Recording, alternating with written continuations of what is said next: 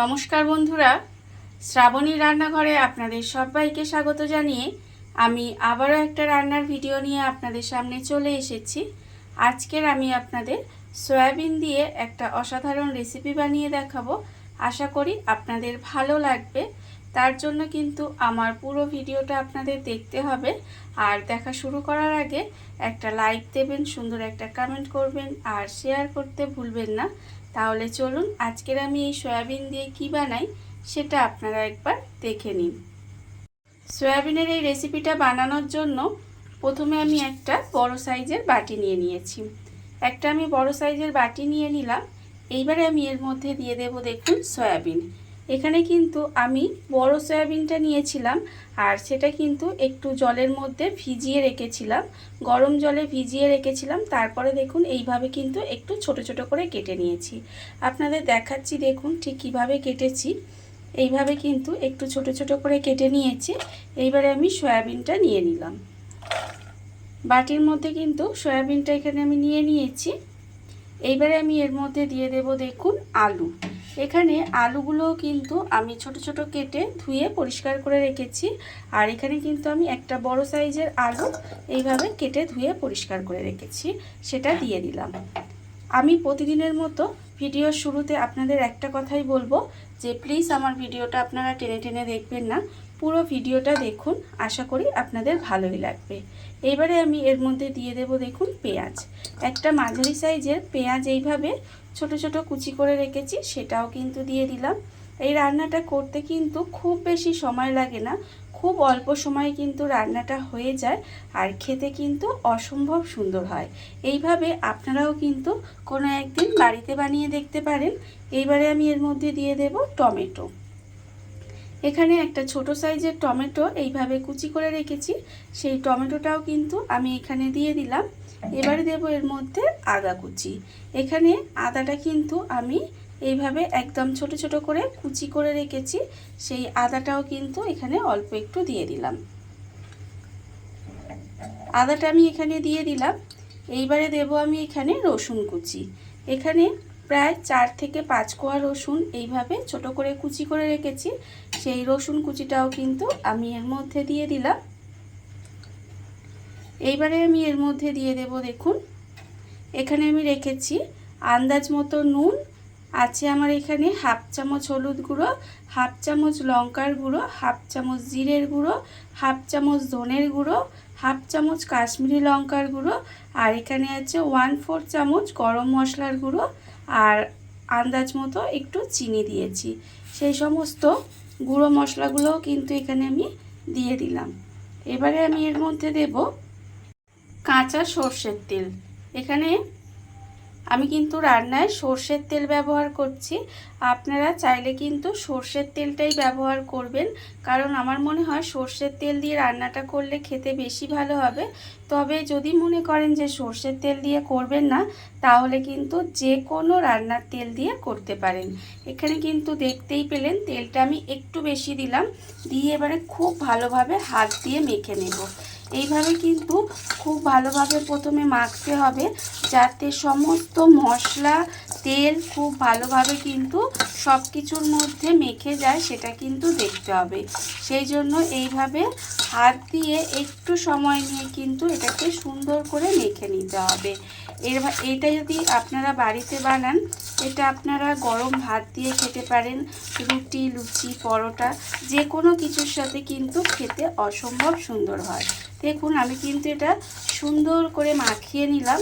খুব ভালোভাবে কিন্তু এটা এইভাবে একটু মেখে নিতে হবে, যাতে সব কিছু খুব ভালোভাবে মিশে যায়। মেশানো আমার হয়ে গেছে।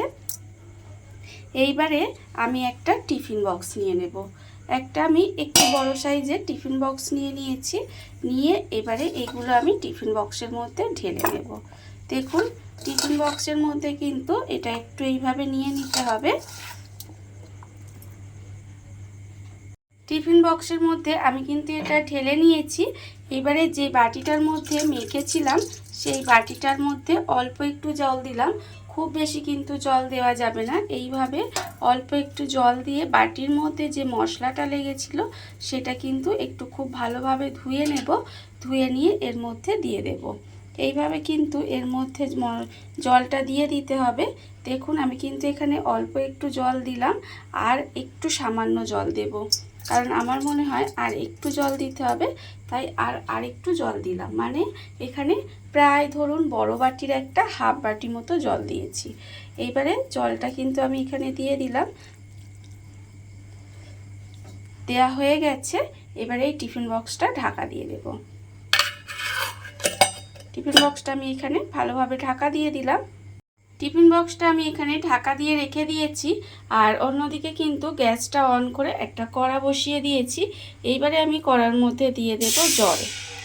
এখানে কিন্তু খুব বেশি জল দিলে হবে না, আমি এখানে প্রায় 1.5 বাটি মতো জল দিয়ে দিলাম। 1.5 বাটি মতো এখানে জল দিলাম। এইবারে জলটা একটু গরম হতে দেব। জলটা কিন্তু এখানে একটু গরম করে নিতে হবে। জলটা আমার এখানে গরম হয়ে গেছে। এইবারে যে টিফিন বক্সটার মধ্যে আমি সমস্ত কিছু মেখে রেখে দিয়েছিলাম, সেই টিফিন বক্সটা কিন্তু এখানে জলের মধ্যে দিয়ে দিতে হবে। আর দেখুন টিফিন বক্সটা এমনভাবে দেবেন যাতে টিফিন বক্সের ওপরে যেন জলটা উঠে না যায়, টিফিন বক্সের নিচে যেন জলটা থাকে, সেইভাবে কিন্তু টিফিন বক্সে মানে কড়ার মধ্যে জলটা দিতে হবে। না হলে ভিতরে জলটা যদি ঢুকে যায় তাহলে কিন্তু এটা খেতে ভালো লাগবে না, সেটা বুঝে কিন্তু জলটা অবশ্যই দেবেন। আর দেখুন আমি কিন্তু এইবারে গ্যাসটা লোতে দিয়ে দিলাম। লোতে দিয়ে ঢাকা দিয়ে এটা কিন্তু বেশ কিছুক্ষণ রান্না হতে দিতে হবে। আমি এটা ঢাকা দিয়ে এইভাবে গ্যাসটা লোতে দিয়ে ভাপে কিন্তু রান্না করে নেব। আর এইভাবে কিন্তু আপনারাও একদিন হলেও বাড়িতে বানাবেন। আমি বারবার করে বলছি, এটা কিন্তু খেতে ভীষণ ভালো হয়।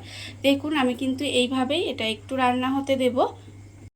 গ্যাসটা লোতে দিয়ে আমি এইভাবে ঠিক 20 মিনিট মতো রান্না করে নিয়েছি। এইবারে আমি গ্যাসটা অফ করে দিলাম। অফ করে দিয়ে এবার আপনাদের দেখাবো।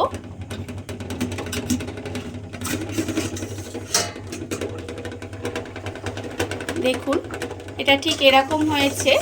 এবার এটা প্রচণ্ড গরম, আমি এটা ঠান্ডা করে নিয়ে তারপরে আবারও আপনাদের সামনে এসে দেখাবো ঠিক এটা কেমন হয়েছে। টিফিন বক্সটা কিন্তু আমি এখানে ঠান্ডা করে তুলে নিয়ে চলে এসেছি।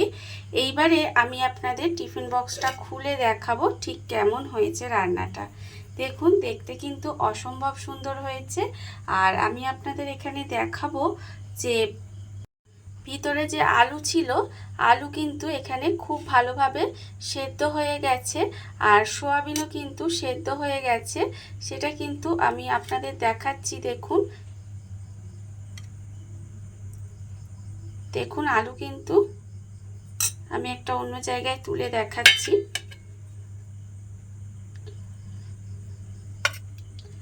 আলু কিন্তু এখানে খুব ভালোভাবে সেদ্ধ হয়ে গেছে। এই যে কত সুন্দরভাবে কিন্তু আলুটা সেদ্ধ হয়ে গেছে। আর সোয়াবিন তো সেদ্ধ করাই ছিল, তাই সোয়াবিনও কিন্তু এখানে সেদ্ধ হয়ে গেছে। দেখুন সব কিছু কিন্তু খুব সুন্দরভাবে সেদ্ধ হয়ে গেছে। আর রান্না কিন্তু আমার এখানে একেবারে রেডি হয়ে গেছে। এটা কিন্তু গরম ভাতের সঙ্গে বলুন, রুটি, লুচি, পরোটা যে কোনো কিছুর সাথে কিন্তু খেতে অসম্ভব সুন্দর লাগে। আর আমরা যেহেতু এটা ভাত দিয়ে খাবো, সেই জন্য একটু কিন্তু জলটা বেশি দিয়েছিলাম, যার জন্য একটু মাখো মাখো মানে একটু ঝোল ঝোল হয়েছে। আর আপনারা যদি রুটি, লুচি, পরোটার সঙ্গে খেতে চান তাহলে কিন্তু জলটা একটু কম দেবেন, তাহলে দেখবেন এটা খেতে আরও বেশি সুন্দর লাগবে। দেখুন রান্না আমার এখানে হয়ে গেছে। দেখুন বন্ধুরা, বাড়িতে থাকা কত অল্প উপকরণে কত অল্প সময় কত সুন্দর একটা সয়াবিনের রেসিপি তৈরি হয়ে গেছে, আপনারা দেখতেই পেলেন। আর এটা কিন্তু খেতে অসম্ভব সুন্দর হয়। এইভাবে আপনারাও একদিন হলেও বাড়িতে বানিয়ে দেখতে পারেন। আর এই ভিডিওটা যদি আপনাদের ভালো লেগে থাকে, আপনারা যদি ফেসবুক থেকে দেখে থাকেন পেজটি ফলো করে দেওয়ার অনুরোধ রইল। আর যদি ইউটিউব থেকে দেখে থাকেন চ্যানেলটি সাবস্ক্রাইব করে নেওয়ার অনুরোধ রইল। তাহলে চলুন ভিডিওটা আমি এখানেই শেষ করছি। আপনারা সবাই ভালো থাকবেন, সুস্থ থাকবেন। আবারও হাজির হব নতুন কোনো রান্না নিয়ে।